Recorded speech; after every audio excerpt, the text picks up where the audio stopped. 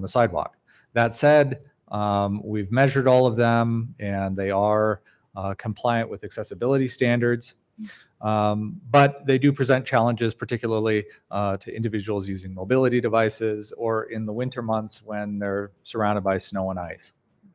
So the Public Art Commission has had some discussion about these and has determined that they are supportive of deaccessioning the terracotta inserts and having the piers removed.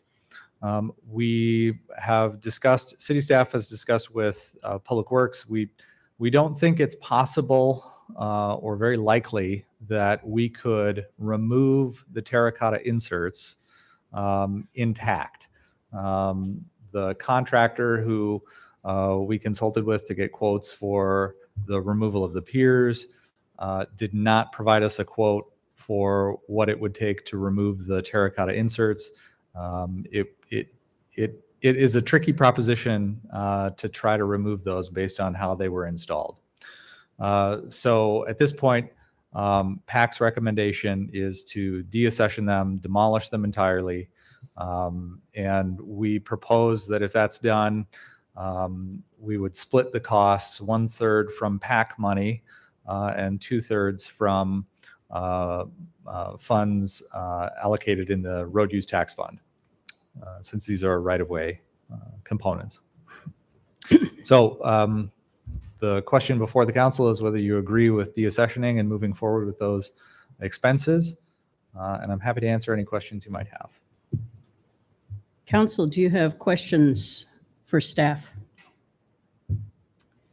I just wondered generally how, if these are removed, that history will be maintained. I know there was quite a bit of discussion at the time that these were put up and recognizing some folks that had not been recognized before. So how is that history going to be maintained? Yeah, we consulted with Ames History Museum and with the Historic Preservation Commission to see if they had any feedback regarding this possibility that these piers and the reliefs would be removed.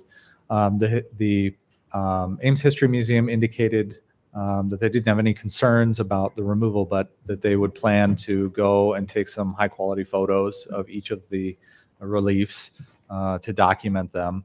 And they also mentioned that they have a copy of one of the reliefs in their collection. Okay. We also have some photos in the city's public art inventory catalog, and we can make sure to take a good set of photos as well before they're demolished. Mm-hmm. Thank you.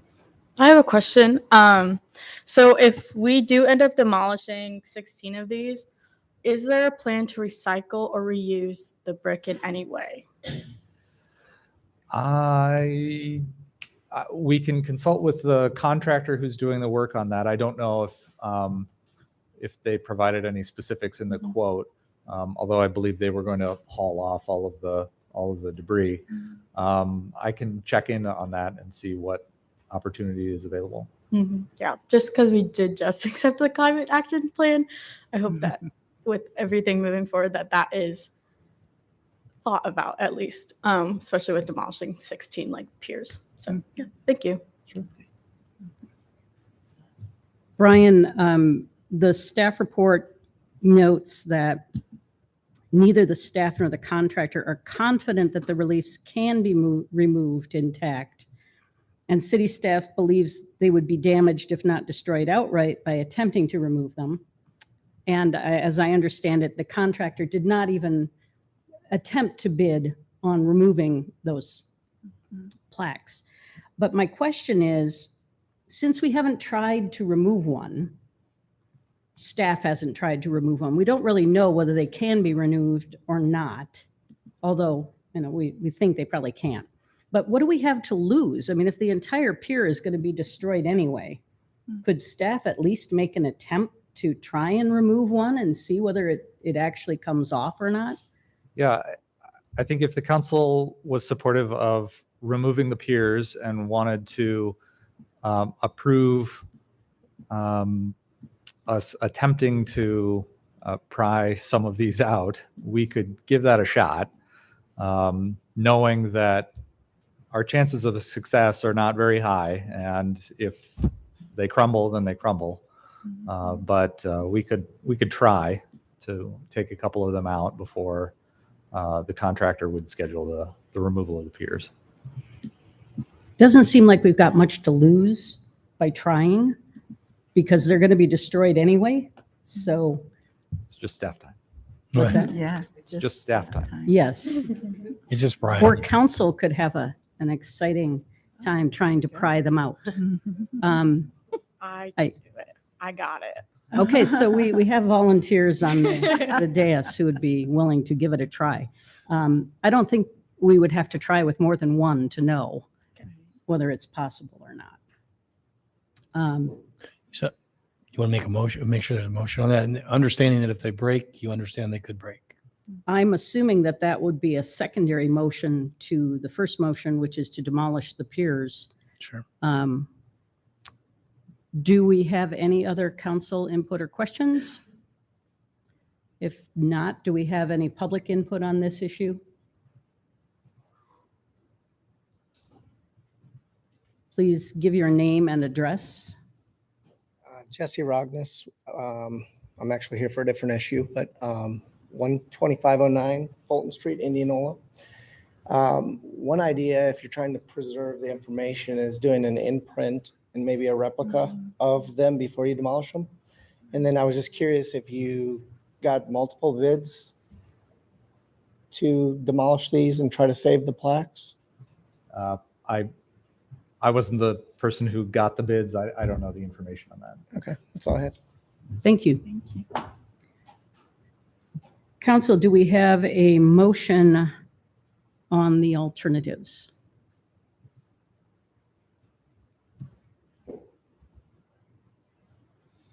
I'll move alternative one. Is there a second? It's been moved and seconded that we approve alternative one, which is to approve the deaccession of 32 Dahlquist ceramic reliefs from the city's public art inventory, authorize the demolition of the reliefs and 16 brick piers located on Fifth Street, and use $16,000 from the available balance in the road use tax fund to pay for the project, with the remaining funding coming from PAC funding. And this is a resolution, so we'll need a roll call. Aye. Aye. Aye. Aye. Aye. So I would also like to make a motion that we ask staff to explore whether the terracotta tiles can be removed easily before the contractors demolish the piers, and that we possibly move forward if they can be removed easily. Second. It's been moved and seconded. You don't mean move forward. You mean if they can remove them on all 16 is what you're saying. Yes, but as I understand it, there are multiple, 32. there's some repeats. They're double, so you only care about So, one each. yeah, one each. Each topic. Mhm. All those in favor? Aye. Aye. All those opposed? Nay. Motion carries. Thank you. Thank you. The next item on the agenda is the settlement and 8-month liquor license renewal for Outlaws, 2522 Chamberlain Street.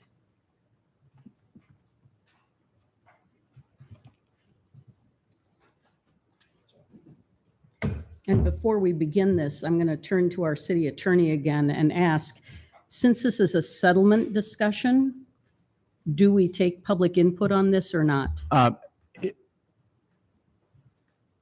me start back a ways and get to that. But the only things that the council has to take public input on are official public hearings. Other than that, it's really just the mayor's discretion, and that's been done a lot, and on other things. Typically, there has not been public input into a settlement discussion. Outlaws appealed the council's decision to ABD.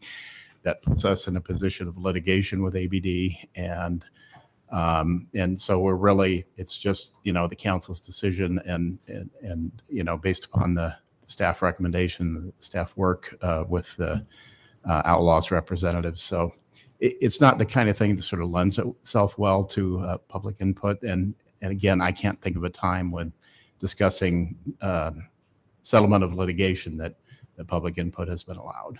So. Thank you. I'd like to begin by pointing out that as I was sitting here tonight and looking at the materials, I realized that inadvertently the actual agreement was not attached to the council action form. And so I emailed that to everyone. Susan has placed it on the website now. I also figured out how to text an attachment for the first time in my life and texted it to you as well. So you've got it a couple different ways. So it's important for the council to have an agreement in front of them before they vote on it. So. I'll kick us off then. So as you're aware, in November of 2022, the council declined a request to renew a Class C liquor license for Outlaws. At that time, the establishment had failed compliance checks on March 25th, 2021 and October 2022. As you know, we conduct compliance checks on establishments that hold liquor licenses. And these checks are completed by taking an underage person to a liquor license establishment and have them attempt to purchase alcohol underage. And obviously the business passes if they request identification and they refuse the sale. That's how you pass the compliance check. In addition, at that time, Outlaws also had 15 individuals cited for being on premise underage in that renewal period, which was 12 months. Some of them did have fake IDs that we were able to verify. In some cases, we don't know whether or not they used the fake ID or how they got in. However, most troubling was evidence through text messages that employees, including a manager, were colluding to allow minors to enter the premise. Since the denied renewal, the establishment has filed an appeal with the Alcoholic Beverage Division. And while the appeal is pending, they continue to operate like normal through that appeal process, except for they did have a 30-day suspension that they served by ABD for that failed second compliance check in October. So following that denial, Outlaws has now passed 2 compliance checks, one in March of 2023 and one in May of 2023. And additionally, no minors have been found on premise since November of 2022, which is actually kind of unusual for a bar that does that much business. So while the license revocation process is pending for ABD, city staff was approached by the liquor license holder to discuss a potential settlement. We did meet with their staff, and they outlined some changes that they've made to their business practices to ensure, hopefully, that this doesn't happen again. And those are outlined in the council action form. I'll just briefly note they have a new code of conduct for all of their employees. Management changes, job duties of the manager have changed slightly. Responsibilities for the employees checking IDs and monitoring IDs have been overhauled. They now employ hand ID scanners at the front door, which scan a license to try and determine whether it's a fake ID or a real ID. And in addition, there's a memory component to that handheld device. So if an officer found a minor on premise, they could actually go back and see if that ID was scanned at the door or not. Outlaws now also conducts monthly all staff meetings to communicate important information to their staff about, maybe changes in fake IDs or whatever. And they also do their own in-house sting operations or their own compliance checks where they send people in to make sure they're checking IDs and doing what they're supposed to do. So contained in the settlement itself, there's kind of a 2-pronged approach to an exchange for this 8-month license. So the first prong contains the preventative measures Outlaws has outlined and what I just went through. And the second is some remedies that the city would like to implement for failure to maintain compliance. So if they don't do what they're supposed to be doing. So those for us would be failure of any compliance check during that 8-month license period, should you grant it, would result in initiation of revocation proceedings. If we locate 5 or more on-premise violations at Outlaws in a 24-hour period, we were going to make you, the council, aware regarding the number of violations. Any other serious violations that we observe, we will also bring that to you if there's other things going on that you should be aware of. And it's important to note the City Council has the authority to suspend a license, revoke a license, impose a civil penalty for violations of municipal code. And if also, I think importantly, if city staff observes that the business practices that they promised they were going to do change, then we're going to bring that before you for action as well. So if they discontinue some of the things that appears to make them successful in the last 7 or 8 months, then we want you to know about it and potentially take action. We expect them to continue to do those things. I also want to note that revoking a license is a very serious consequence. A revocation applies to the physical address, not to the liquor license holder. So if a revocation goes through, you cannot have a liquor license at that address regardless of ownership for a period of 2 years. If you decline to settle with Outlaws, the case concerning the council's November 22 denial will continue through the process, which includes an ABD hearing that would then go to the director of ABD and then further appeals to district court. So there's this process that would continue if you don't want to make this settlement. And so our recommendation to council is to accept the settlement and issue an 8-month Class C liquor license for Outlaws. And trust me that over that 8-month period, we will be keeping an eye on things. Council, do you have additional questions? This was a hard one for me to work through. And I appreciate the very measured approach that you've taken to this, Chief. And I think as a council, we should take a very deferential posture to those who are charged with enforcement. So I'm going to be deferring to you on this, but the collusion to allow minors to enter, that's sort of a different factor than someone just coming in with a fake ID. And we just haven't had that in my time on council. And we're charged with protecting the college students, half of our population. And so that kind of activity endangers the health and safety of the residents we're charged to protect. So that was very troubling. But I'm going to be voting in favor of the recommendation based upon your thoughtful analysis of the situation. I have one question, and that is with regard to item 1F of the settlement agreement, which I'll read since people did not have access to that. Appellant agrees and understands that Ames City Council has the authority to suspend a license, revoke a license, or impose a civil penalty for violations of Iowa Code Chapter 123 and/or violations of the Ames Municipal Code. So this is putting us back into that position that we've been in with the additional possibility of revoking the license and imposing the civil penalty. Are we likely to get into this cycle again of an appeal and return, or does the settlement agreement preclude the ability for appeal? So the settlement does not do that. So they would still have the ability to appeal any decision that you made to ABD, who ultimately then makes those decisions. So yes. But presumably having an agreement like this might look better for us in that kind of a discussion? I think that's true. What the settlement does is they outline some things that they've changed in their business practice, hopefully to speak to the issues that they had before. And now the settlement means we're going to hold them to those. They can't stop doing those if they get their 8-month license. They can't drop doing any of these things, or they're going to be back here answering some tough questions. In addition, there were a couple of other things too that we put them on notice about. Failing the compliance check, we're going to go to revocation immediately, which wouldn't necessarily be something that we would do. Any one failure of a compliance check, generally, we wouldn't go to revocation. And notifying you if there's 5 or more on-premise violations is something we normally don't do. So I think there's some teeth in it, but one of those things is not their inability to appeal a decision that you make. Thank you. And I would offer as well, for 7 or 8 months since you denied the application, they got it together. They've passed 2 compliance checks, and we haven't found a minor on premise, which is, again, kind of unusual. So what they're doing is working, at least right now. We expect that will continue. Any other questions?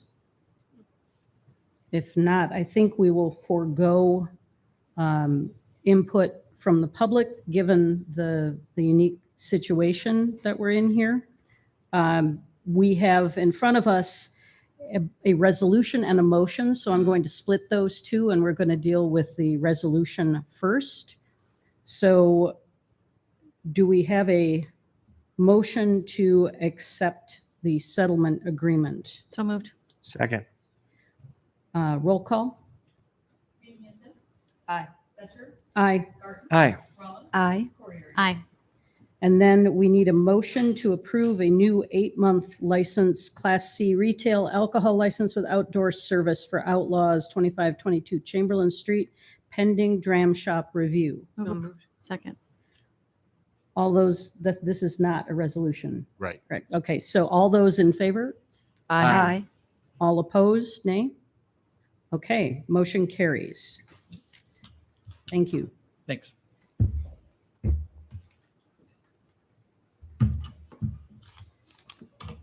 We'll move on to planning and housing.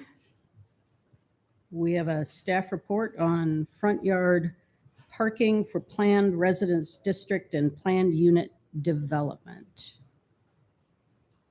Kelly.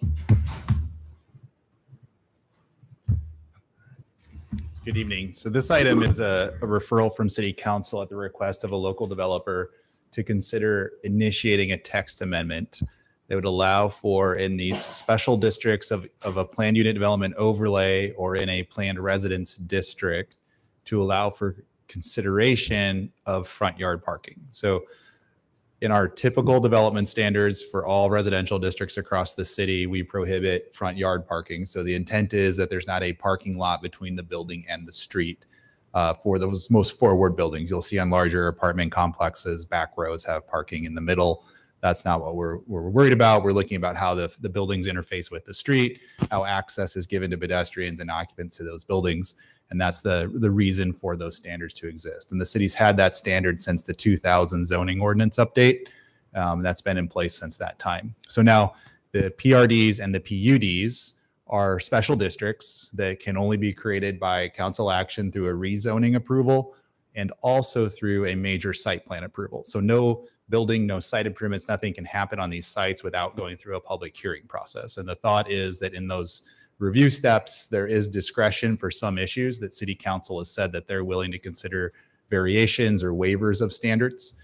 However, parking as currently written in the code does not, the council has not authorized itself to grant any deviations from parking requirements. So essentially, whatever the parking ratio is in a PRD, you have to follow the same parking ratio as any other project in the city. There's no discretion. The location of parking, those same things, all of those features of parking are required to be the same in those districts as they would anywhere else. So the developer is asking for council to not approve a specific project tonight, but to consider allowing for them to apply for a text amendment to support the option of council approving a site plan in the future that may have some front yard parking with it. Now, we gave you 2 options. One is the option where you just put it into the table and say it is something that can be deviated from subject to city council approval, which is how some standards are written in those tables. Option 2 would allow for some deviation, but set some minimum expectations at the same time. So some of our standards are written that way, where you get a certain percent of deviation, but you're still not guaranteed that deviation, but you can get a certain amount of deviation. So option 2 would be, yeah, we're okay with front yard parking, but there has to be a 30-foot setback at a minimum, or there has to be a berm, or there has to be some landscape element that would address the compatibility issues. If we knew for sure what we would expect, option 2 would probably make some sense to set the expectations. If it's really unclear or you want more freedom to consider site features, then you would pick option 1. If you believe that just really they should have to approach every site the same as everyone else in terms of parking. You would choose option 3 and not proceed with initiating a text amendment. Is there questions? Questions, council? Kelly, my question is from the standpoint of consistency. If we were to go with option 1, would it be reasonable to expect that the staff would maintain records to help guide future councils to know what we've done in the past, so that we would avoid sort of a patchwork of some approved and some not, just depends on the roll of the dice of who's on council? Is that something that the staff would maintain to help guide future councils? I mean, we would have all prior approvals as benchmarks for that, but by the very nature of what these are, they're not intended to necessarily be consistent. The developer is approaching this as a unique project and saying, I can accomplish this if you let me do that, which is way different than standard development, which is I am complying with the rules. I want you to verify that I'm approved. Mm-hmm. So I don't know that if you make a decision on one project, it's highly unlikely the circumstances are the same, that the next project would get that same relief. And that would apply to current deviation standards that we have. So that's helpful. So maybe I'm overthinking that piece of it, because it's, other areas we try to maintain consistency with the way in which we make decisions and grant variances and things. Mm-hmm. But in this case, that concern is really not warranted. I don't see it that way because it's a trade-off scenario versus a compliance scenario. Okay, that helps me. Thank you. In option 1, the heading on option 1 says allow for city council approval of front yard parking. Well, what about the other bits related to parking? Would we also have the authority to be flexible about ratio, for example? We definitely could add it in. So right now, the way the FPRD section is worded in the standards table, it just says comply with 29406. Well, 29406 is every parking standard. Oh, all under everything that we have, ratios, dimensions, options, all that stuff. So it could just be a front yard parking listed separately, or you could say that section could be altered to relate to any parking standard. That's really up to you if you want to go more flexibility. I would hate to be back here again if someone wants flexibility on, say, the number of parking spots in a PRD or PUD. I don't want to give us authority that you think, we're going to run away with. It's not going to be my call if you run away with the authority. Yeah. But so in a PUD, it's similar. It's newer, so the language is a little bit better of contemporary stuff. We did write into PUDs that affordable housing can have a lower parking rate down to 1.5. There's an example of where you set the bottom of what you're willing to accept. You're not obligated to go to the bottom, but you can. FPRDs don't reference anything about affordable housing. That's the one difference between the two in the PUD and the FPRD. Sure. But we kept in the PUD, like if you're a commercial establishment, you're going to still provide the same parking. If you're a house, you're going to provide the same parking. If you want, I think the intent originally was they didn't want, council or the city did not want to encourage one-off proposals just to try and avoid a standard. They really wanted a complete project that was cohesively planned out and had justifications, not just a path to get out of some standard. So that's why they're kind of written the way they are. Yeah. I was just thinking if someone came to us with a plan for a PRD and they wanted less parking than we require, I would want us to have a mechanism to allow them less parking. Say if they had a big bicycle parking feature or something, I don't know, something along those lines. So if I move option 1, but also direct us to allow flexibility when it comes to ratio of parking spots, is that? That's what. That's the only other thing. I mean, I don't know that we need to be flexible about size of council is probably not going to get into size of spots and size of aisles, you know, in terms of like that's pretty standard or locked in, but So like there's number yeah, of there's spots. if somebody really, and a couple of people in Campus Town have done this, there is an option to go to ZBA to get an exception to aisle dimension. So if So they got that. So if you're in a parking garage, this usually comes up in a parking garage. So parking garages are very tight. You don't necessarily build them the same as parking lots. So people have gone to the ZBA to say, can I have a 22-foot aisle instead of a 24-foot aisle, or some little things there. Those never came to council because there's a process for that. Okay.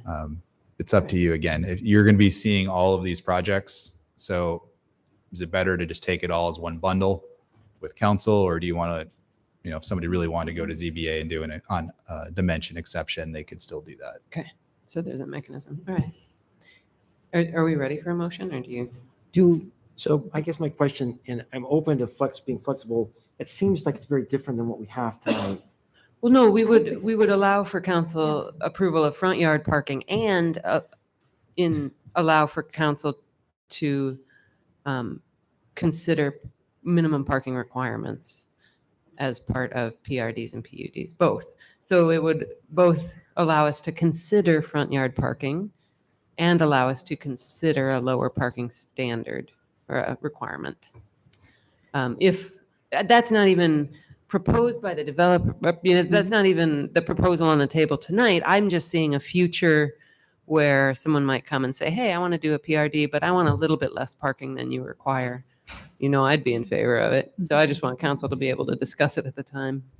I kind of agree with Tim that I'm not sure that it fits with the staff report that we've received tonight, and it might require Well, something in addition. we could ask Mark just to, are explain you it. saying that it's not on the agenda? Well, I'm saying that the staff report does not address that concern, so council would be voting on something that we haven't had an assessment on. Well, I mean, if I got the strong opinion that Kelly thought it was a red flag, I would not do it. But Yeah, and it I seems feel like it's like we've fine. discussed parking ratios and standards So much. yeah, a lot. Kelly, is it okay if I add that? I mean, we're Sorry. talking about a staff report. There's no hearing. There's nothing tonight. To me, it's always just a process to start a process. You bring It's- something back anyway, right? Yeah, I mean, if you kick this off tonight, it's going to go to P&Z and then eventually get back to you as an ordinance. There we go. They do. I mean, you can consider it as two motions also if there's Oh, sure. If people are more comfortable with if that, it's to Okay. be done that way. you got it. So So- as long as we aren't doing anything that is not kosher by legal concerns, I'm happy to pursue the discussion further. Okay. Amber? I have a question. I think I already know the answer, but I'm going to ask it anyway. If we go with option one and Bronwyn's addition, is there any situation in which we created the PRD and PUD overlay to allow for flexibility? So is there any situations in which some of these items would not always have to come back to council that could be staff approved at the staff level? Like, can we empower staff to make decisions to move projects forward without us having to discuss it every single time? So the way the PUD is written, or anything that's a major site plan, so we use that one permit for any type of thing that comes to council. There's a section called minor changes, and that defines the limit of staff's discretion. So there's a list of whether it causes a need for more parking spaces. Did you change the height of the building, change dimensions, bedroom counts? There's established parameters where staff can make minor changes, but we can never initially approve a project. But if it met all the if a project came and it was a PRD or PUD and they didn't need front yard parking and they had plenty of room to put as much parking in as they wanted, then we wouldn't have to discuss it. I realize that. I'm just saying sometimes it gets a little frustrating when things that I would deem as minor things, especially if we are allowing for flexibility to always come back. So the initial approval can never be by staff. Yeah. So it's only after they've been here then the question becomes how far can they depart from an approved plan? That's Right. where the parameters are set in the code, what staff can address versus what they have to come back. And that was a code amendment that Yeah. council recently adopted in the Yeah. last 2 years to try to make it a little bit clearer because it was very tight before, Right. and a little bit more freedom now. Okay. So are there any advantages? I see under 2, the second paragraph, standards that could be applied include a percent coverage, limitation of paving, parking lot setbacks, specific landscape screening requirements. Would it be helpful to consider this one so that you have more information going into those considerations before? I think it depends on how you view the PRDs and the PUDs. If you're really trying to give the developer ultimate flexibility to accomplish one of the overarching goals of a unique or different type of housing product, then you might still be saddling them with something that's just slightly not right to reach their goal. Now, if you're doing it repeatedly, like Tim asked, like how would we do this consistently? If you're going to consistently grant deviations and you wanted a predictable thing, then yeah, you would probably pick option 2. So it's pretty much defined. Okay. But in this case, especially with the project that's motivated here, it's unique that it has slope on the site that you don't see a lot of. So may or may not fit with option 2. I don't know. We haven't looked at it that closely, but that's kind of the difference between the two. If you know what you're going to do, then yeah, pick option 2. If option 1 is a case by case, there's a lot of factors that can go into it, then that's the best option. Thank But you. then true, if you want more flexibility, you go with option 1. Absolutely. Right. And I think the purpose of this overlay was because there was a recognition that projects are unique and there's not really going to be a prescriptive option for some of these. And so we leave it flexible. And if it has to come back to city council every time anyway, I don't know why you would box council in. So Okay, so let's sever the 2. Sure. So Bronwyn, I think you want to make a motion? Yeah. Allow for city council approval of front yard parking within a PRD and PUD overlay. second. Move that. That's Okay, just option 1. option 1, moved and seconded. All those in favor, say aye. Aye. Aye. All those opposed, nay. Motion carries. And then, Yeah, so then I would also like to move that we allow for city council approval of reduced, or how should I say? How about allow for city council approval of minimum parking requirement flexibility? So I'm just going to open up the PRD table here just so you know what the standards, how they're worded.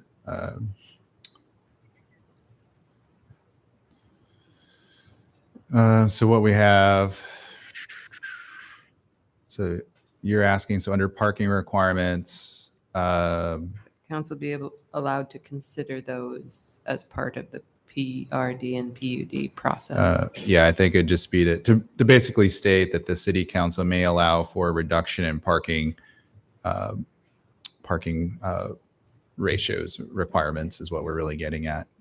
So it may allow for a reduction is what I think you're going Yes. for, right? So I would and then move that. we would insert the table reference when we get to that.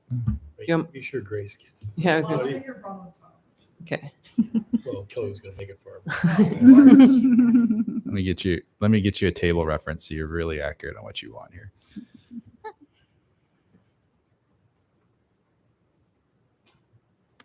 So I think what you're asking for is for council to consider reductions in parking. Reductions in minimum off-street parking requirements. That's even worse. Hang on. That's what you're referencing specifically. Minimum off-street parking. I would like to move that we allow for city council to also discuss the reduction in off-street parking requirements within PRD and PUD overlays. Not discuss, allow it, right? You want to give flexibility to reduce it. Allow Yeah. for Oh, reduction. allow for reduction. Yeah, allow Yeah. for reduction. Discuss, Okay. right? You don't want Allow to come for the back. You don't want to reduction. come Get that, back and Grace? discuss it. You want the You want code to- to allow for you to Yes. consider Yes. it. Correct. Yes. So not discuss, but to. Allow. Allow for the reduction in To- minimum off-street parking requirements. Yes. Yep. Should have let you make this motion.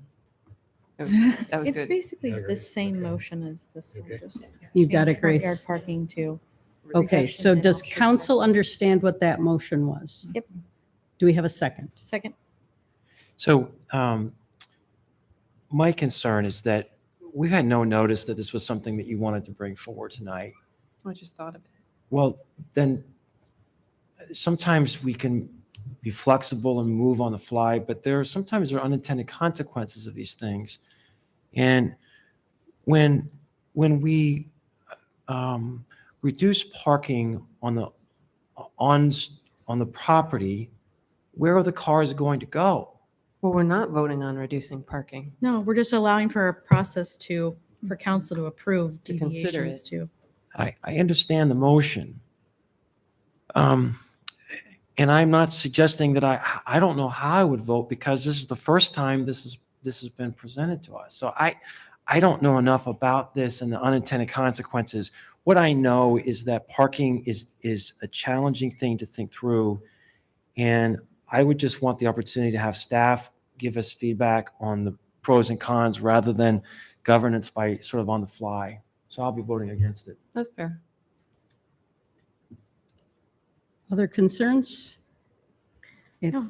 If not, all those in favor say aye. Aye. All those opposed? Nay. Motion carries.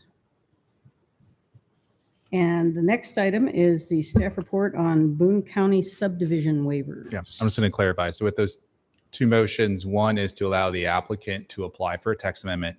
Presuming they do that, then we will piggyback on another one. I am not going to march off and amend the PRD if they don't come back and actually make the zoning text amendment application. So just to be clear, the I first think that one makes is sense. applicant based, the second one is city based. So I presume they will be doing that because they asked for it. But just to be clear, sometimes people get text amendment initiated and they don't follow through. So, Mhm. all right. So the next item, Is that clear? What are you saying? yeah. Mhm. So Yeah. it's applicant based. Yeah, it's clear. How do you want to do it without? I kind of want to do it anyway. He wants to do so- it anyway. Can it be council initiated? It can. I mean, they're gonna ask for it. They're right? going to ask Yeah, for it. okay. That's fine. This one seems pretty Yeah. direct. Sometimes you get a little bit more oddball requests, like Yeah. a few things in life. So tonight you have, again, as a referral request, these properties that are highlighted in teal are in Boone County, just to the west, about a mile from the city, west into Boone County. So within that fringe area of the city, which is 2 miles around us, we have subdivision authority. As a result of that, the landowner is looking to divide these parcels into smaller parcels than what is there now to divvy up ownership interests amongst their family. So move down here. So within this area, our Ames Plan 2040 designation for the fringe area shows this as principally urban reserve overlay. There's a little bit of natural area that also comes through this area. And within the urban reserve overlay, it is that second level of growth planning that we have. We have defined growth areas where we've pre-planned commercial, industrial, residential growth of the city. And then the urban reserve is areas that we could grow into within the life of the plan, but they're not the first priority of growth for us. So we have some policies in Plan 2040 to try to manage these areas for two reasons. One is to ensure there's not premature development in the area that might inhibit the city from annexation and developing at urban densities. And the second is to kind of protect the city from low density rural development that could encircle it and maybe impact facilities of the city over time if there was uncontrolled growth next to the city. So in this case, what the property owner has proposed is this sketch here where the numbers represent ownership of family members. So they're looking to divide these quarter sections, which are 40 acres, into parcels that are smaller. One of the properties does have a home on it. So typically we have allowed for rural splits of homes away from the farmland. That's a fairly common thing that we've done. What I don't have a lot of track record on for us is multiple divisions of quarter sections into smaller pieces to divide up ownership. So the policy in urban reserve overlay is to look at 35 acres is kind of that minimum parcel size. That was originally based on Story County's minimum lot size, but that's something that kind of carried through, kind of fit that a quarter's 40. It really doesn't let you split 40s into two pieces very often, unless it's to carve a house off. So the applicant is aware of that, and what they've said is, well, we're not trying to develop the property, so they're willing to designate that the parcels are for agricultural purposes only. So as we describe in the staff report, in option 1, if you were to proceed with that choice, what you would be doing is directing the property owner to proceed with preparing a plat, knowing that city council would be willing to waive our standard subdivision improvement requirements, which is the requirement for paved roads, water, sewer infrastructure. Those are the types of things that they need a waiver from to be able to proceed with platting and keep this as a rural kind of environment out here. So with option 1, you would choose that if you believe that the proposal to keep the land for agricultural use only, which would prohibit new house construction, is a justification to grant those waivers and to consider the division of land in some manner similar to this, you'd pick that option. And then under option 2, it's a little bit different. As I said, we don't have a great track record of, I shouldn't say great track, we don't have a track record of really kind of considering multiple divisions of land this way. If you're concerned that in the urban reserve, we really shouldn't be splitting up parcels into smaller pieces, even if it is for ag purposes only, you could pick option 2 and at least split the house off of that parcel. But then the remaining parcels would stay in their current configurations, because you'd be saying, I'm not willing to waive subdivision regulations just to allow division for ownership purposes. And then option 3 would be to really not allow any waiver and to keep all of the parcels in their current configuration. So is there any questions? This is also the land use map. So as I said, you can see natural area designations, the overlay, and you can see down here on the right where our planned first tier of growth is into this area. Questions, council? So I do have one question. Maybe it's an odd question. I'm just not reading this correctly. The current owner agrees that these will remain agricultural land. The current owner dies and the parcels go to the heirs as assigned.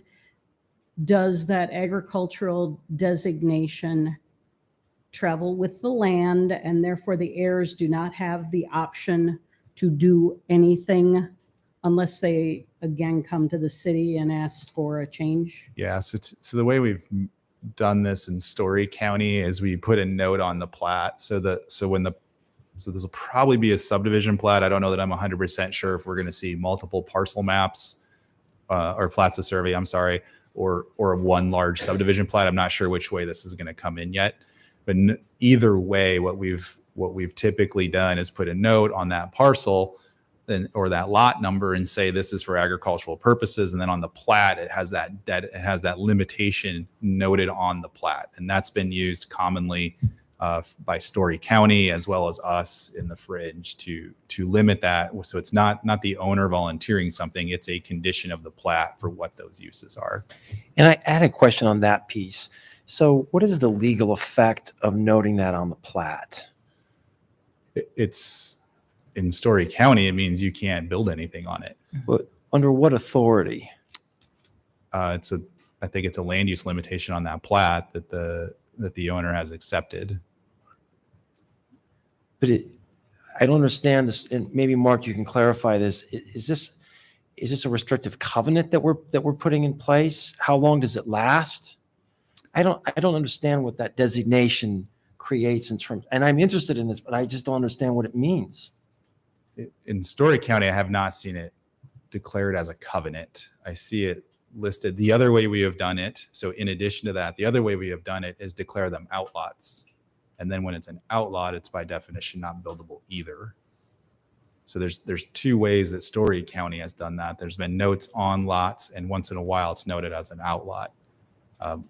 and this being in Boone and not necessarily as familiar with how they regulate things, there may need to be an agreement or something that goes along with this, just so it's clear how that works. So most of this is based off of our Story County experience. I mean, I'm going to defer to our city attorney on this, but I like the goal. I don't understand the means. I would just add that I'm not certain. I really don't know the answer. I'd have to look into this and research it. But whether that, I understand your question. That does that have any legal authority? Does it mean anything when it comes to the use of the land?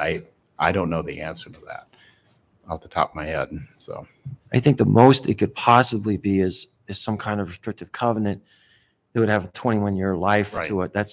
I'm not trying to give legal counsel to the city.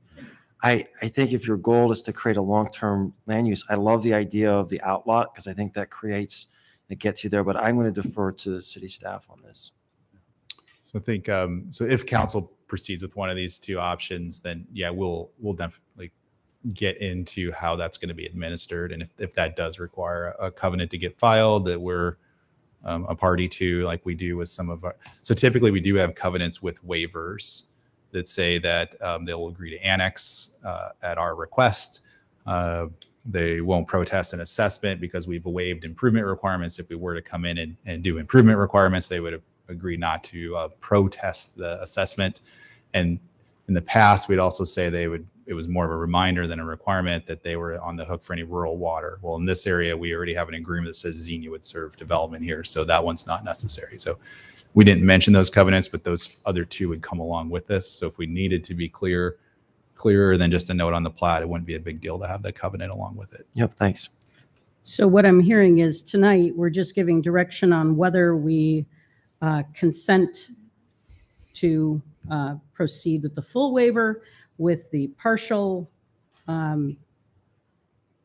version where we've got only the parcel with the farmstead, or we decline the waiver, and then staff, if we approve it, will look into the mechanism that will best meet the needs of this situation. Yeah, so we'll work with them. They're not wanting to invest in the platting process if they don't know that council would at least consider the waiver. So that's really what you're doing tonight, is indicating you're not obligated to approve the plat, but you're willing to consider that waiver proposal along with a formal plat. And then we would have all the legal documents with that at that time for your actual approval.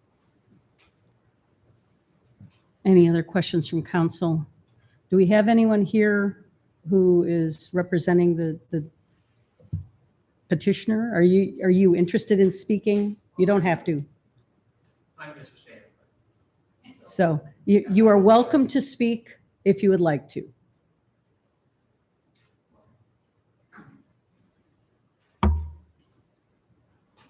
I guess what we're looking. Please come up and introduce yourself and tell us your address, although I think we kind of know where it is. I'm Dan Sansgaard. I'm at 2247 220th Street. My sisters and I are just looking to divide the land up so that, when we start dying, our kids don't have to deal with it, basically. We had the appraiser come in and divide things up in an equitable way, and this is kind of what he came up with. So that's what we're looking to do, I guess. Thank you. Mhm. Council, do we have a motion on this? Option one. Second. Do we have any discussion? If not, those in favor say aye. Aye. Opposed? Nay? Okay, motion carries. Thank you, Kelly. Okay.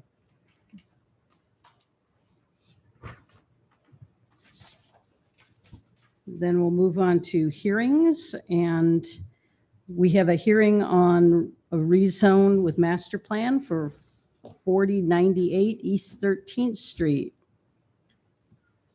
All right. So Justin Moore is the project planner. He'll be walking you through this rezoning proposal. Thank you. So the rezoning is to rezone 4098 East 13th Street, as you see there, from its current industrial zoning designation of planned industrial with the Northeast Gateway Overlay, OG&E, to GI, which is general industrial, and removing that Northeast Gateway Overlay with a master plan. So the property there is located just to the east of the East 13th Street I-35 interchange. Just going over some quick background and details. The current zoning designation has been in place for several years out here. It has had the same overlay designation as the commercial land to the west, where there was a planned lifestyle center several years ago. So in going from one zoning and industrial zoning designation to another, and considering that there is a difference in future use to the west as well as potentially to the north based on the land use map, staff did see it necessary with pulling that OG&E designation off to include a master plan as a result. And so we did include that, and I'll go down to that here and rotate this so that we can get a better look. But as you can see there, I don't know if it'll.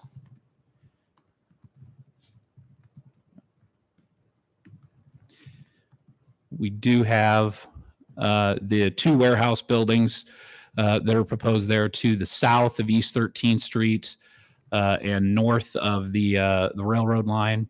Can't seem to get it to stabilize there, the right orientation. But north is this direction where I have the mouse, the tracks to the south. What they're proposing as far as the layout here on the master plan is for two large distribution warehouses to eventually be constructed.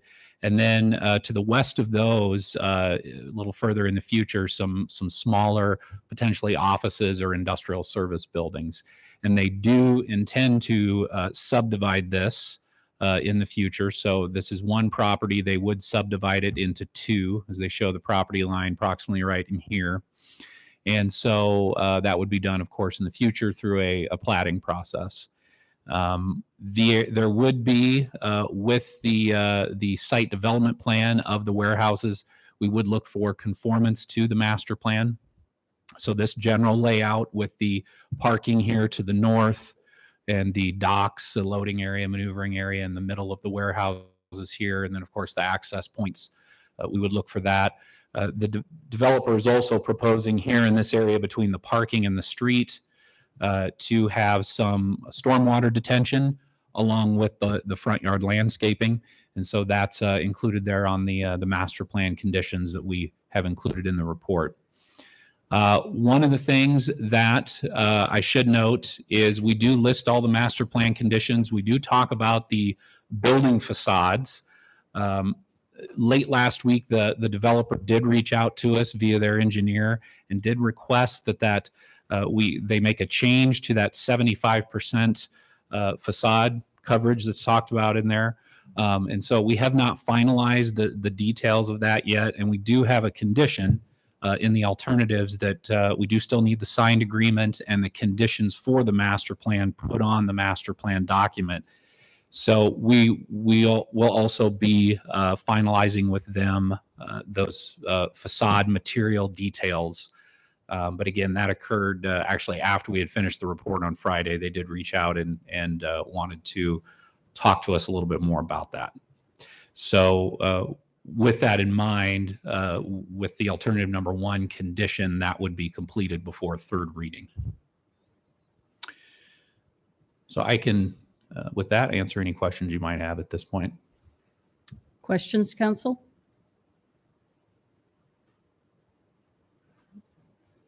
If not, do we have what I need to open the hearing? So hearing is opened. Please introduce yourself and give us your address. Good evening, Mayor Pro Tem, council, and staff. I'm John Gady with Fox Strand, 414 South 17th Street, right here in Ames. I'm here tonight representing the development group. And, this is a really exciting project for the community. This is really a unique project. As you're aware, the local Ames businesses need this type of large scale warehouse for bulk storage. So we've been working with like Danfoss for their hydraulic storage of their goods, Barilla for their food grade ingredients to be stored, and other businesses such as Land O'Lakes and Des Moines Nutritional. So we really just have a simple goal is we really want to rezone this property from this planned industrial that it is today to the general industrial. And the planned industrial, it really meets our goals. However, it limits what we can do with the property. So we're limited to the size of a building of 600,000 square feet on this warehouse property, 35% of the land area. So by rezoning to general industrial, now we can build a much bigger building on the same amount of property. Otherwise, we'd have to buy more farm ground and take off more land to build a similar sized building. The general industrial zone is pretty forgiving in the size of buildings that we can build. We could go up to 85% of the land area, but practically that's impossible. So what we're showing here is about 48% of that area. So roughly 900,000 square foot building is what we can, couple buildings together is what would do on this property. So as part of this, we still got to meet all the green space requirements, the 15% with the planned industrial and general industrial. I believe it's the same. So we can satisfy that with this concept. And we've agreed to these conditions of rezoning. So we're willing to do additional architectural requirements on these buildings. In all practical purposes, these warehouses are going to be precast concrete tilt-up panels with entrance features, canopies, varying roof heights, screening of the mechanicals, glass along the East 13th Street, and decorative reveals on the precast panels. We've also agreed to setback requirements. So we're going to set the building a little bit further back, stormwater requirements, landscaping, and buffering. We've also completed a traffic impact study. We submitted that to the city. What we anticipate for traffic and the impacts that it's going to have on East 13th Street. And so that study came out really well. Really no major impacts on East 13th Street is anticipated as part of that. There is an existing residential house that is in Story County outside of the city limits, but we do have a purchase option on that house. So we could annex that in and could rezone it and make it part of this development. And lastly, the stormwater management. Obviously, we have to meet all your stormwater requirements. We are proposing a regional wet pond to help with the warehouse development and the transitional industrial office development, and even land to a little bit to the west of that could all go and utilize this regional pond. So with that, do you have any questions? I had one question on the traffic. So I'm very excited about seeing these properties develop. Could you speak to the issue of the truck traffic and how the traffic study considered the increase of truck traffic there? Good question. So we worked with your city staff on what the parameters were a part of that traffic impact study. So we also are familiar because the developer has done several of these projects before and the type of uses they intend here. So it's pretty low impact for this type of facility. About 25 trucks per day is what's anticipated for this type of facility. We are, per the staff's requirements, we're extending a lane on East 13th Street. Right now, it's just a 2-lane rural roadway. And so we're proposed to add a lane onto that. So it'll take care of any of the turning movements into the facility. Thanks. Other questions? Thank you very much. Kelly, I had another follow-up question. So, We're in the hearing. Let me just see if there's anyone else for the hearing, and then we'll close that. Anyone else here to speak to this? If not, I'll close the hearing. Council. so Kelly, help us think through. So we want to think comprehensively about this area.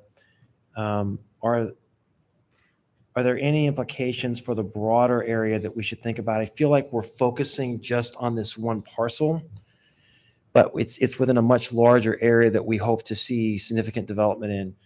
So would you anticipate that this zoning classification would be applied more broadly in this area, or would you see this as being sort of limited to this parcel?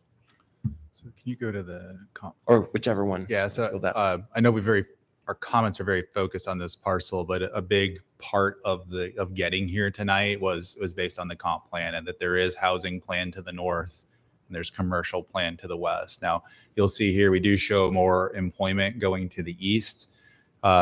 In general, I would have to say GI is a horrible zoning district for compatibility purposes. It's only because of the master plan where they're going above and beyond minimum expectations that we're supporting this. So normally PI would be a better choice. It has a little more restrictions on uses and has a little more setback requirements to it. So the one-off is really the master plan is surprisingly an improvement over what even PI would have offered. So that's really what the developer came to the table with and said, I can do better than your base zoning requirements if you let us switch to GI.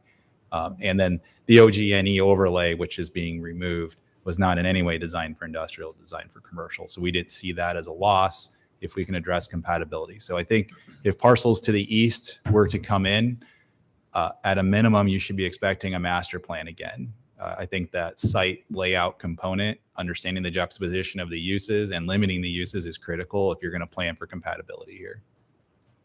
Normally in GI, there's no master plan. It's just kind of, you can do whatever you want because those were areas that were really kind of remote from the city originally, and you didn't really have compatibility issues. Here, we need to be more intentional. And development to the south is going to be what? It's II. It's the Prairie View Industrial Center, so it has an even more intense allowance than GI. But that's considered, when we did that, we consciously did that, saying that railroad tracks is the break. We think that'll be fine for compatibility to the north. There should be some kind of transition buffer of something less significant than II. I see. Along 220th. And maybe we don't want general industrial to the east, and we really do want office park further over as we go. I think that's something to talk about. It's just unfortunate. GI is just so broad and so much of an allowance to people. It's kind of a tough animal to work with when you want compatibility. And that's, the master plan is really key. And one final question. So are we going to be thinking about surface water flowage parcel by parcel, or are we going to think about surface water flowage through the whole Prairie View Industrial? So as of now, that since there is no unified development concept for Prairie View, it will still be site by site. Now the sites are larger, so you might have a 300-acre site that's addressing all of their stormwater issues regionally, and then have other 100-acre sites dealing with their own stormwater. So it won't be small sites, it'll still be larger facilities. But because there's no like master developer for it that can really control everything, and we're not a drainage district, there's not a one regional solution for everything. Okay, thanks. Any other questions? If not, I would accept a motion on this. If I can make one comment on the motion, it says specifically on alternative 1 to return with a zoning agreement that says the described design standards. So staff is noting that what's listed in the addendum, there's a couple of details there about the front facade materials that we still need to work on with them. So if it should be what's noted plus additional work for facade materials. Council? So I'll move alternative 1 with the understanding that there's additional work to be done on the facade materials. Second. So alternative one is to approve on first reading the request to rezone the property located at 4098 East 13th Street from planned industrial to, with the Northeast Gateway overlay, to general industrial with a master plan, removing the Northeast Gateway overlay, and require the applicant to sign a rezoning agreement for the master plan with the described design requirements prior to the third reading. Roll call. Aye. Aye. Aye. Aye. Aye.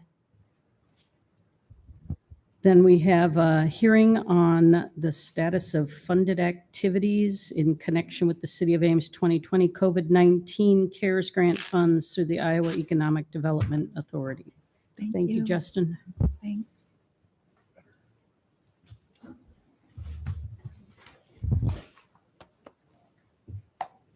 I have to say, this acronym SOFA seems, I don't know, not as effective as it might be. Good evening, Mayor Pro Tem and City Council. Thank you for the opportunity to bring this report before the council as a requirement of receiving these CARE funds round 2 through the Iowa Economic Development Authority.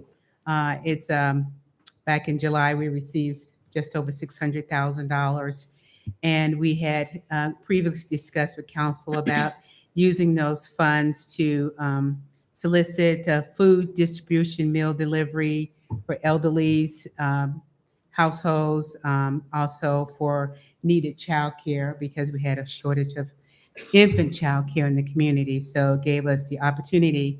And we initially had 4 agencies that we engaged with and got the application approved based on the 4 agencies: Child Serve, University Child Care, Ames Community Preschool, and MICA. And one of the requirements of the grant was agencies had to be serving at least 51% LMI households in any of their services. And so as we began reviewing the backgrounds of each of the agencies, Child Serve was not able to meet that minimum threshold.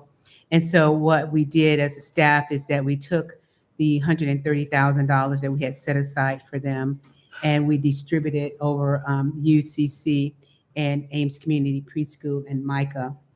And so we signed our sub-agreements with the agencies and began to process their applications. There was quite a delay because there was a lot of requirements of the state to get this program up and running, a lot of environmental reviews and things like that, but we finally got them up and running. And so we're at the point now where we're very, there was a requirement also that 80% of the funds would have to be expensed by May 31st. And so we were really hustling to try to meet that requirement. But fortunately for us and across the country, HUD recognized from a lot of entitlements in states across the country that that was not a realistic time frame. And in the middle of May this year, they waived that 80%. So about when we were about done. So as you see in the report, we have purchased the van for MICA. Our budget went from $30,000 to $60,000 because we couldn't initially find a van for that price. And so that's now been completed. I believe some of you attended the ribbon cutting of the van. And again, we removed Child Serve from the project. And then ACPC, they have been remodeling a room for infant daycare. And so we have spent a lot of time making that happen. We're really excited about that because it is a great need in the community. And we're about 90% complete with getting that room remodeled and their facility. And in talking with the state, they decided that they wanted to kind of, because the daycares all were lumped under public facilities. And so in talking with the state several weeks ago, they told us to break that out to separate what they call public facilities, which is like in construction type versus buying materials. And so that's why you see that's broken up. And so ACPC, like I said, the facility itself and remodeling the room is about 90% complete.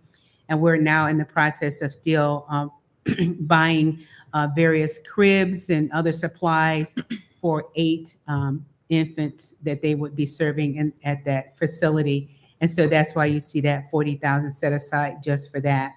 Also, UCC, we had initially had a much bigger project for them. They was going to do an HVAC system, a kitchen remodel, and also then buy playground equipment. We were unable to get the HVAC system installed or the kitchen remodel. So we ended up purchasing a freezer that they needed and also playground equipment, and that's been completed as well.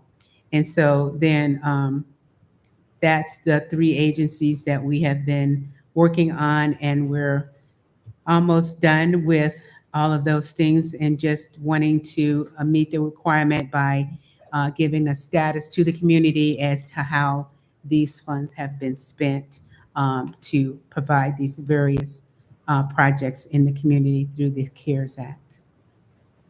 And with that, I can entertain any questions that you may have. Questions for Vanessa? And there's no way to spend the rest by the timeline provided. I just hate to leave so much on the table, but it was a lot. Yeah. And their process is quite a little more detailed than what we do with our CDBG. So we would have to resolicit everything. And they've already said that they were not going to extend the contract past December. And we were already almost not going to meet even the May threshold. We were a little concerned that they weren't going to fund everything that we had already done. But thank goodness they waived the 80%. Otherwise, we might have left more money on the table. Sure. So at this point, with the other grants that we have to do, because we still have our home ARP to do, and what it would take to try to solicit more daycares or more other agencies, when we solicit several more agencies before we ended up with these 4, and they all decided not to pursue going through this process. And so it's just, I just don't want to start something and then we can't finish and then we don't spend the money anyway. That's a concern. And then all the steps that the state will require us to go through to try to meet that threshold. Yeah. But no, that makes sense. I just, yeah, and I'm grateful for what we did get too. So, Other questions? Thank you for all the work on this. mm-hmm. And we'll have a ribbon cutting in the infant room, so I'm excited about that. And then we'll go do something with the playground equipment as well. I need to open the hearing on this item. Anyone here to speak to this? Seeing none, I will close the hearing. Council, do we have a motion? I would move alternative 1 to accept the status of funded activities. Second. It's been moved and seconded. Do we have any discussion? If not, roll call. Aye. Aye. Aye. Aye. Aye. Thank you. The next item on the agenda is a hearing on sanitary sewer rehabilitation on US Highway 69. Looks like we don't have staff with us on this. Is there anyone here to speak to this issue in a hearing? If not, I'll close the hearing. Council, do you have any discussion? And if not, do we have a motion? Alternative 1. Second.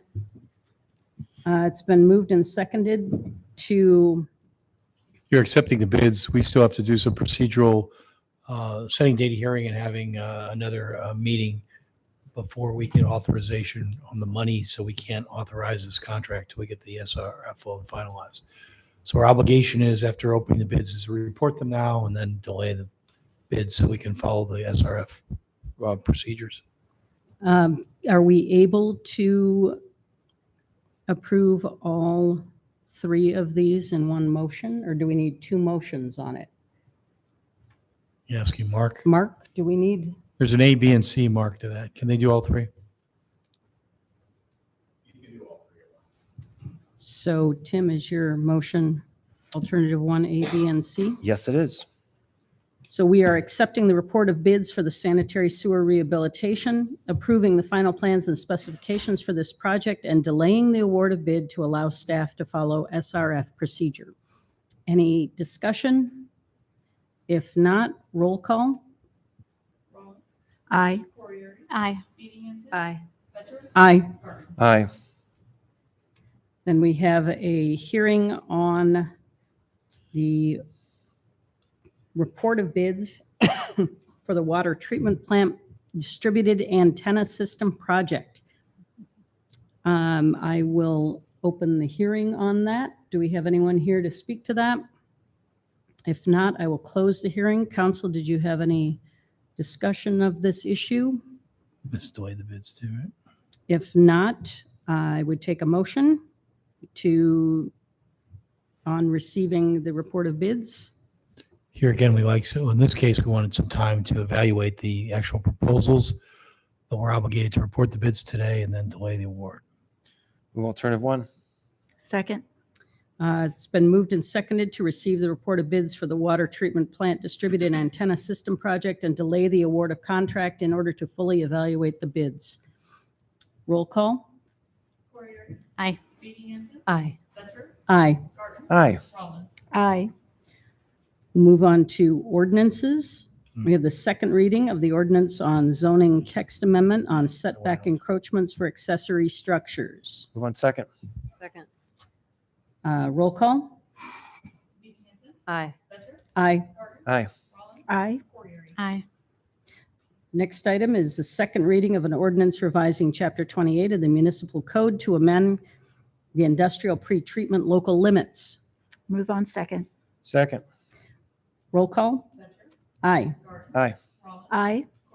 Aye. Aye. Next item on the agenda is the disposition of communications to council. First communication on that list is a letter from Joanne Barton, attorney for Savage Gymnastics Academy, which was in regard to the zoning ordinance assistance for relocation of Savage Gymnastics Academy. Does council have any interest in pursuing this?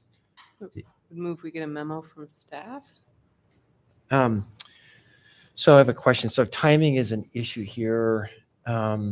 The memo seems like a slower approach. If we put it on an agenda, is that possible, Steve, just to move this through? Because they're.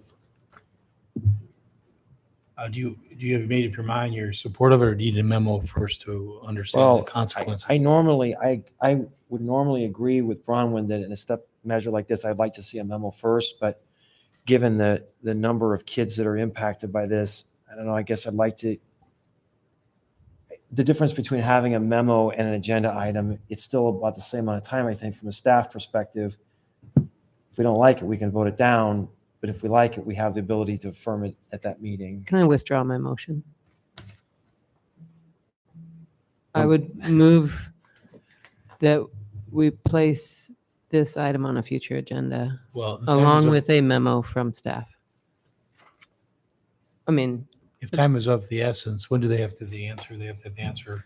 Well, I think that we don't really know what the potential solutions are. Some might be quick and some might be very lengthy. They're suggesting change the ordinance, right? Right, but I mean, some of that will have to go through. Well, that's my P- point. and- I mean, some of it Unless is we can meet the deadline. is what I'm right. saying. Yeah. Mhm. I forgot what the deadline was. No, They had to regardless advance. of- They had to have it by a certain date, wasn't it? Anybody remember that? I'm going to withdraw that motion too for now. Right, I mean, Kelly, you remember the date they needed? Oh, there was a specific date. It didn't give us much time. We don't know what we're doing. Mm-mm. I can't find it now, but I know it's there. I mean, they don't have a home right now, No, right? So they're trying to find a home as quick as possible. That's where what the letter's coming from. I forgot, was there one one property owner is willing to rent it with They a have deadline. they have one site that meets the building design requirements that they need that's available. So it's to them, it's a one site issue. It's not a citywide issue. Now, Was there a obviously deadline? zoning is citywide, but that's why it's one site for them. So the memo is really pretty short in the sense that it's whether you want to within the zoning for GI allow for a special use for it to consider a gym or make it permitted. There's not a lot of background there to provide. I'll move we put this on a future agenda. So the staff report would kind of walk you through what the zoning implications are, just like the memo. Okay, I'll I second. just want to make clear, if we put on the 27th, is that in time for their needs, or I forgot? I don't know that there's anything else that Okay, you I'm could sorry. I do. misread. They're- I thought there was a deadline. Well, they were informed that they were required to vacate their facility by May 1st. Which So is happening. We're that's past already that. passed. Okay. Yeah.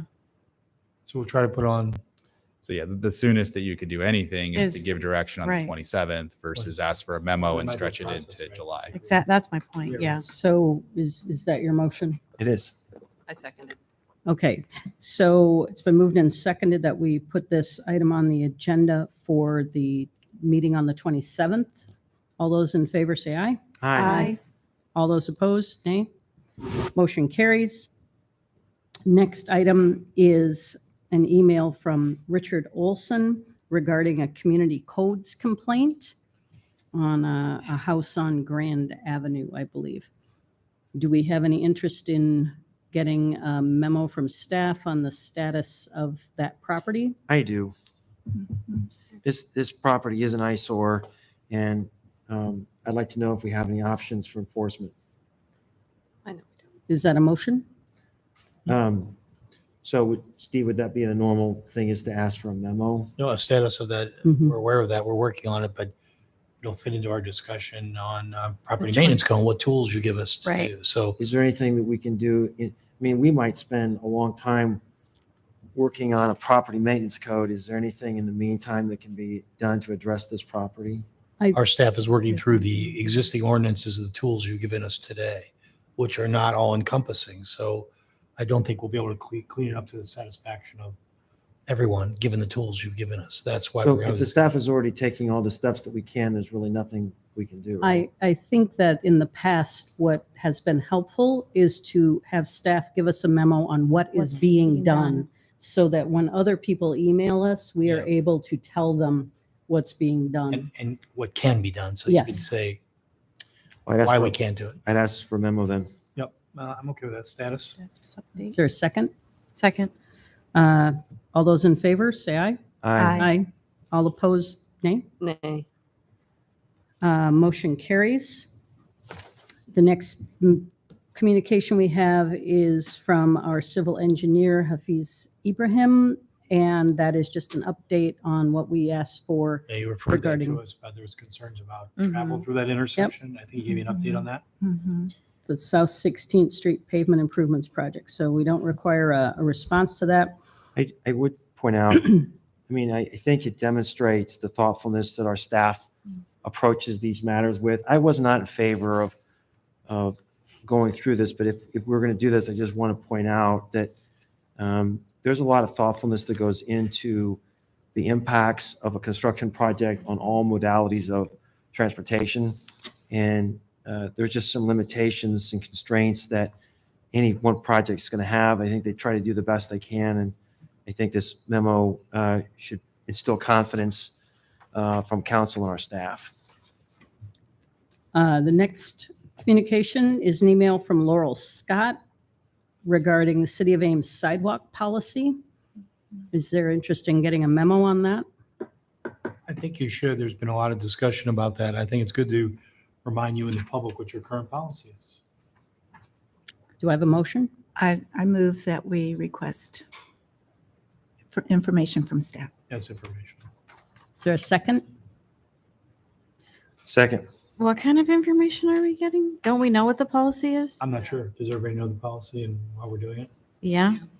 Well, there's been Several. some claims maybe in the memo that we're not following it or we're treating people differently or Mhm. that needs to feel comfortable. I that's fine. think the issue is that you have people who are filing complaints, which is our system, and people feel that that system's unfair. Right. So I don't know that getting a memo on what our current system is super helpful, because I think we all know that it's a complaint-based system. So if someone decides they're going to walk around a neighborhood and file a complaint on every single property, that's what the current system is set up to do. I think that in this case, part of the issue is the specifics of sidewalks and what the system considers needing repair or not needing repair. That's a different question. So that, I thought that's what That's the some of it. response was to this. And also the 2 inches, why it's 2 Yeah. inches and not 1 inch or something like that, you know? I took Anita's motion to be a staff memo that dealt with the issues that were raised in Laurel Scott's email. Is that correct, Anita? Yes, it is. Thank And you. did we have a second on that? You did I second it? second Okay, all those in favor say aye. Aye. All those opposed, nay. Nay. Motion carries. We have a letter from Robert and Lynn Comito, a request for waiver of City of Ames subdivision process. Seems like something we maybe should get a memo on, Kelly, need a memo on this one? or is this the same sort of issue that we just dealt This is with? a request for a subdivision waiver. Did you read that one? I know. But is it the Do same memos be issue? appropriate? Pardon me? Do we have any interest in getting a memo from staff? Yeah, if you want one. I mean, I think we should be consistent, and just because we ask for a memo doesn't mean that we're going to support it. But I think, at least until we change the approach, I think we should be consistent. So I move for a memo from staff. Is there a second? Second. All those in favor say aye. Aye. All those opposed, nay. Nay. Motion carries. We received quite a few emails from Ames residents regarding the climate action plan, and I want to reiterate my thanks to those people who sent us input and reaffirm that we did read all of that input. We also received a letter from Mary Richards about the Away Team LLC letter to the city council and the funding for the link, and I believe we've already dealt with that by asking the city manager to continue negotiating in the best interest of the city. Correct. And finally, we had an email from Dan Culhane regarding that Economic Development Commission contract, which we dealt with earlier in the meeting. Correct. So I believe that is all of the communications to council for this evening. So we'll move on to council comments. Tabitha, I have none. Bronwyn, Nothing for me tonight, thanks. Amber, Nothing for me. Anita, Nothing tonight, thanks. nothing. Oh, wait, Juneteenth. How could there be nothing? Yes. Oh, plenty this weekend, starting Friday night. A movie at Roosevelt Park begins at 8 p.m. as part of the Juneteenth weekend celebration. And then Saturday morning, we have our airport renaming at 10 a.m. And then from noon to 4:30 p.m. at Bandshell Park, we will have our Juneteenth celebration and free food, plenty of vendors, music, entertainment. So come on out. Everything is free. There will also be a play at that Oh, event. Yes, there will be a play at that event at 2:30 p.m. And so, yes. So I went to the Juneteenth last year and had a blast. I may have been the last person to leave. I don't know. It was really fun. You even double dutched. So I hope you weren't putting this out there for the world that I did double dutch, I just outed you, yes. but I did do double dutch and it was fun. I didn't think I could do it, but it was fun. You did it. So I agree. It'll be fun. I'll be out there Saturday afternoon as well. I want to give a shout out to our public library tonight. With the summer comes a challenge that many of our families have in this community, with the concept of summer slide. And a lot of the learning that happens in the spring semester is eroded over the summer in families that don't provide educational opportunities at home. And our public library is going to great lengths to help address summer slide. I just want the community to be aware of how proud I am of Sheila Schofer and her staff. And just to give you a sense of numbers, I talked to Sheila today, and we're feeding 150 to 170 of our children. Grasp that. And so there's a great news story for someone to write about. This is good stuff. These are all our children, and I'm just very proud of our Ames Public Library. And if you're so inclined to jot a note of appreciation to our library director as well, it's a good thing to do. But we really appreciate our public library and our efforts to try to address those needs. That's all I have tonight. That's actually a good segue to my comment, which is in addition to Anita's update on Juneteenth. On Friday afternoon at the Ames Public Library at 4 p.m., there will be an author conversation with Louisa Jagger and Kevin Mambo from the play On Golden Wings, which will be performed at the Juneteenth celebration at 2:30. And as I understand it, there are going to be 100 free books called Sprouting Wings. It's a story of James Herman Banning, the first licensed African-American pilot in the United States and the first African-American pilot to fly transcontinental. I believe the Harrison and Brittany Barnes Foundation is supporting those free 100 books that will be autographed by the author and by the stars of the play. And these are actual stars. They're people who've been on Broadway. Kevin Mambo used to be in The Guiding Light. So if you're a Guiding Light fan from back in the day, you might want to just come and see the play or come to the author talk on Friday afternoon. But it's going to be a great weekend of Juneteenth events. Keep your fingers crossed for great weather too. Steve, do you have anything in addition that we need? It would be rain again. Right. So the rain location on Friday night will be at Ames Middle School. And on Saturday, it will be at the city in the gymnasium. And I think the middle school film, you didn't tell them what the film is. Oh, I can't. It's a secret. You have to check the Ames Public You got to check Library the Ames website. Public Library website for the superhero film. Yes. But if it is raining that night, it will be at the Ames Middle School at 7 p.m.